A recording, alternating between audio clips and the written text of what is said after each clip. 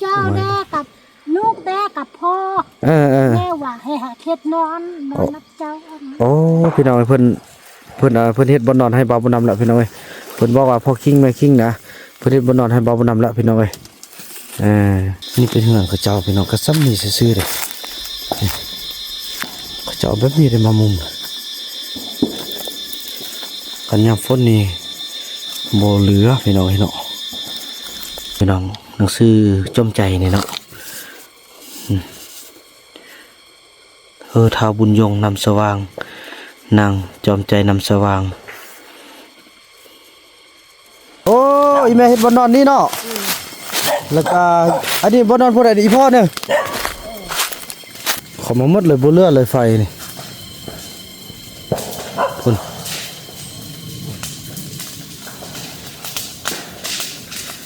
อีพ่อจะนอนนี่พาลูกนอนพุ่นโอ้พี่น้องเอ้ยเพิ่นเฮ็ดให้บ่าวบ่นำแล้วขอบใจเด้อพ่อเด้อพี่น้องแสดงอันนั้นบ่นอนบ่าวนำไปคนเดียวออกก่อนไปเป็นมีเป็นยังเนาะขอบใจ FC ผู้มีน้ำใจแบ่งปันเหมือนฟ้าบันดาลให้สร้างรายการนี้มาสวยเหลือคนทุกข์คนจนหรือคนด้อยกว่าด้วยแห่งศรัทธาบุญนำพาได้มาห่วมทาง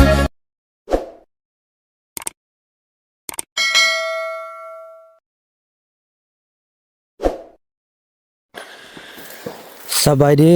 ท่านผู้ชมสบายดีภาพบรรยากาศในยามแลงอยู่ที่หมู่บ้านเผาต้องเหลืองเนาะโอ้ยพี่น้องเอ้ยคลิปนี้ก็เป็นคลิปที่อยู่ที่หมู่บ้านเผาต้องเหลืองอยู่ที่ป่าพี่น้องเอ้ยบนไฟเนาะมาเบิ่งว่าผู้ใดสินอนอยู่ใส่กันพี่น้องมื้อนี้เนาะหลังจากที่ไฟสงบไฟดับกันไปแล้วพี่น้องเอ้ยแม่นกใหญ่เพิ่นเฮ็ดหยังพี่น้องเอ้ยเพิ่นว่าสิบ่ไปนอนหุ่นเพิ่นว่าสิซ่านซาดว่าซั่นเพิ่นว่า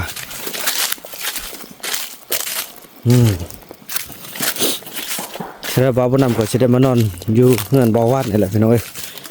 เพราะมันใกล้บ่อนอัปโหลดวิดีโอได้เนาะพอแค่นั้นมันมีสัญญาณอัปโหลดก็จะซาแต่ว่าเอารถหมดคืนไว้พี่น้องเอ้ย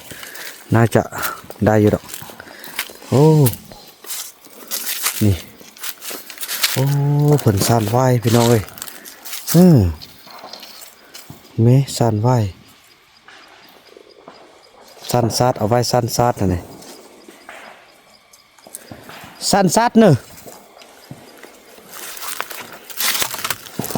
เดี๋ยวเบิ่งเบิ่งก่อนเนาะ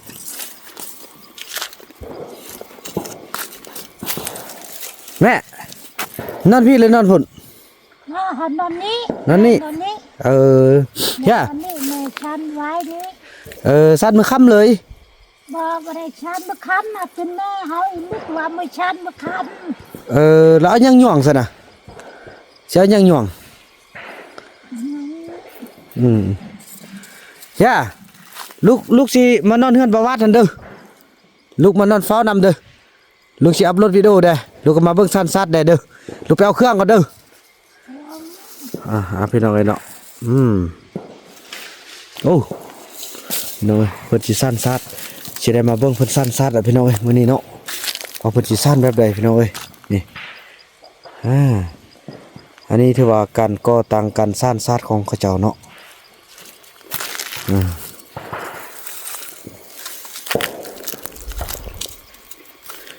หรือว่าสินาดักโทมาบ่ช่วยเฮาจักบ่ฮู้เลยคันยาวาดบ่นั่นแหละก็นอนนี่ก็ได้อย่าว่าจะไปนั่นก็ได้นั่นก็ได้พ่อแม่คือควันพวงอยู่พุ่นน่ะแม่พ่อฟันโตนอนแปะห้วยหันนอนไปห้วยหันสันก็นอนพุ่นซะนะนอนพุ่นแล้วจะเอาโทรศัพท์มาซักเจ้าแม่กับลูกแม่กับพ่อแม่ว่าให้หาเข็ดนอนนับเจ้าพี่น้องเพิ่น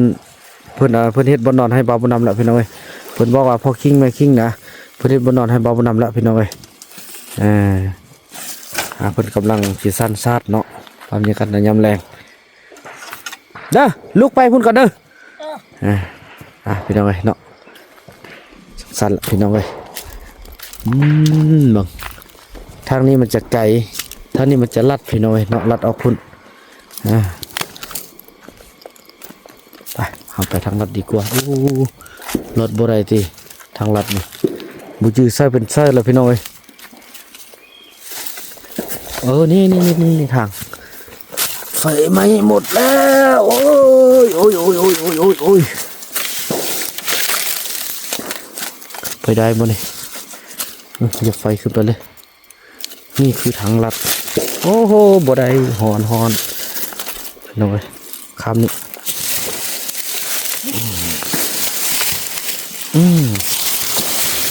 ก้นนี่คายมัดละติก้นนี่ท่านนี้จะเป็นทางลัดพี่น้อยลัดไปห้าเฮือนพอคิงเนาะเพิ่นว่าเพิ่นเฮ็ดบ่นอนกว้างให้แล้วซั่นเพิ่นว่านี่ทาง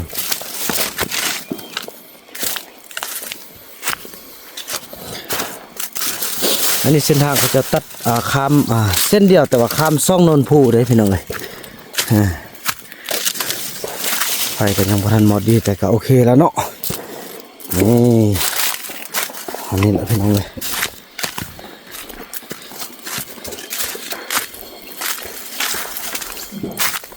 โอ้ท้องดังกุกกักจะกินข้าวละแต่ว่ามันนี่เพิ่นบ่นอนพี่มันควันเพิ่นว่าเพิ่นนอนลุ่มนี่เป็นเฮือนเขาเจ้าพี่น้องก็ซ้ำนี่ซื่อๆเลยเขาเจ้าแบบนี้ได้มามุมกันยามฝนนี่บ่เหลือพี่น้องเนาะ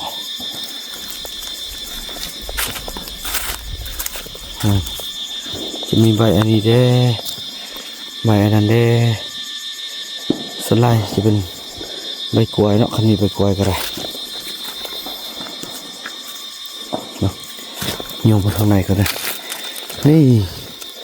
เขาจะขุดน้ำมาด้านนี้พี่น้องเอ้ยหัวบอลนี่จะเป็นบอลเอาไว้คงอยู่คล้องกินมะคอมีมันมีจังซี่แหละเขาจะนอนบอลเมียนอนบอลนึงพวกก็นอนบอลนึงพี่น้องเอ้ยนี่ใบตาวนี่แหละคักแทนนะเขาจะใส่ไม้ซักลงมาเลยเนาะใบตาวใส่ใบตองใส่กันมุงนี่เขาจะมุงลวกตั้งพี่น้องบ่ได้มุงลงพ่วงเนาะโอ้หนังสือพวกลูกๆเนาะก็หมกสลากก็อากะนี่พี่น้องหนังสือจมใจนี่เนาะท้าวบุญยงนำสว่างนางจอมใจนำสว่างโอ้ยพี่น้องเอ้ยจากลูกหลานไปใส่ไปหาละเรื่อยๆก็ได้ไปเบิ่งว่าเขาจะเอาบนนอนให้บอกบนนำแล้วแบบได้ละ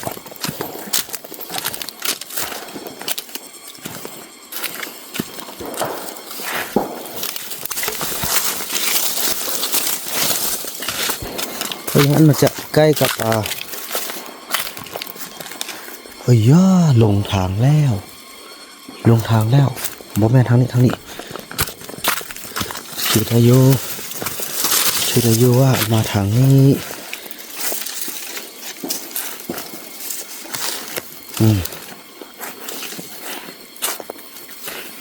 บ่แม่นโอ้สลับซับซ้อนแท้ต้องขึ้นไปเลยตามัวตาลายไปแล้วทางมันวันนี้เป็นคำอย่างนี้เป็นนี้สินะมันเป็นช่องเส้นอีกเด้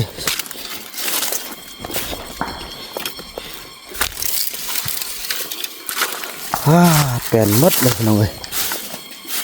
เคนี่มันเฮือนไอเอ็กนี่ไฟไหม้หมดเลย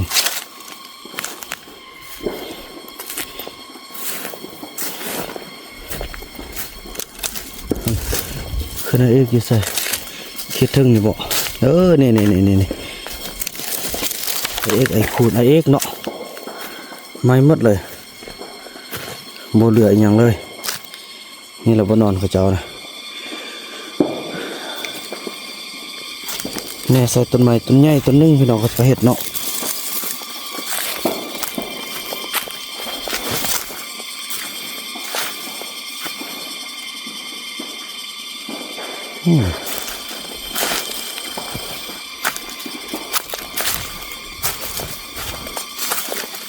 โอ้มันมีไฟทางเดินมานี่ทางนี้ไม้มัดเลย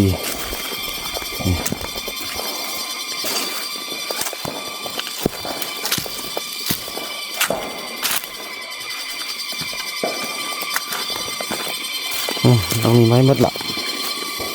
เขียนให้กันเลยเพราะมิดเนี่ยมิดนี่มักใส่โคนพี่น้องเนาะเป็นบอนที่ห้องเนาะห้องให้ทำงานไม่ทับแพทย์แท้ไม่ธรรมดา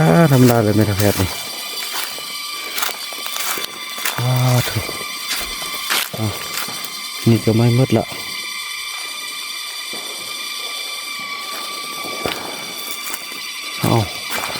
นี่ก็ไม่ขึ้นนี่ละ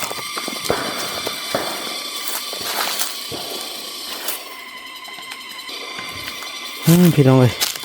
มันเป็นควันไล่แล้วมันโบโฟกัสเลยพี่น้องเนาะกล้องนะโอ้ยโอ้ยโอ้ยโอนโ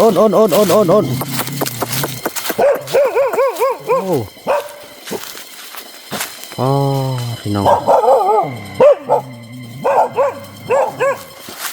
โอ้จ่าเลยพวกจ่าเลยยืนกันเลยแท้โถไม่เข้ามาหมดเลยพี่น้องเลย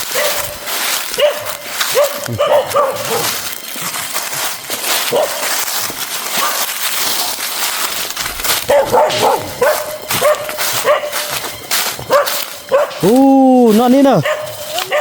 นอนนี่เลยเซ่โอ้เจ้านี่ขี้ลืมเนาะเห็นดูอันนี้โอ้อีแม่เห็นบนนอนนี่เนาะแล้วก็อันนี้บนนอนพ่อใดอีพ่อเนี่ย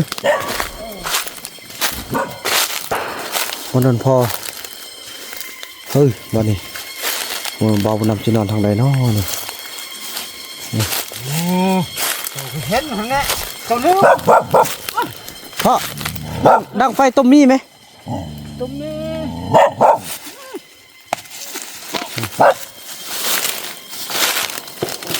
โอนโ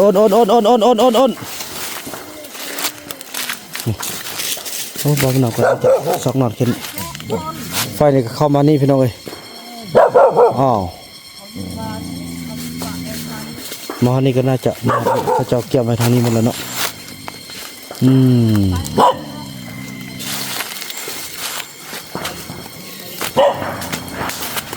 พอถูกเข้ามาหมดพี่น้องเอ้ยอ้าวเข้ามาหมดเลยบุเลือเลยไฟนี่คุณ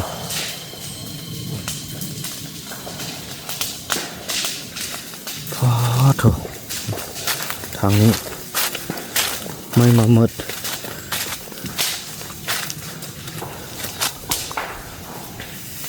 แต่ก็ปลอดภัยดอกขึ้นนั้นมอดมาหมดแล้วเนาะทีนี้มันนี่ก็มอดนี่ก็จะมอดอีกพี่น้องเลยเนาะทางนี้แห้งเลยพี่น้องเลย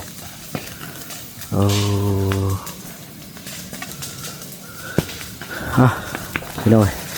ตัวนั้นแหละเนาะจะได้ไปเกี่ยมกินข้าวกินน้ำก่อนแล้วก็เกี่ยมหาสถานที่พักผ่อน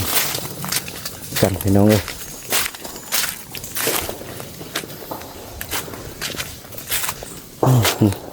มาพนำบางเทือกก็จะนอนนี่นั่นแหละแต่นี่เป็นเส้นทางเนาะการนอนบ่ได้เนาะสักกินบอลนะอีพ่อจะนอนนี่ให้ลูกนอนพุ่นโอ้พี่น้องเลยเพิ่นเฮ็ดให้บ่าวนำแล้วขอบใจเด้อพ่อเด้อพี่น้องแสดงอันนั้นบ่นอนบ่าวนำไปคนเดียวออกก่อนไปเป็นมีเป็นยังเนาะถือว่านั่นแหละพี่น้องเนาะบ่าวนำขออนุญาตจบคลิปกันสักนิดก่อนแล้วพบกันใหม่ในคลิปต่อไปเนาะคลิปนี้บ่าวนำขอกล่าวคำว่าสบายดี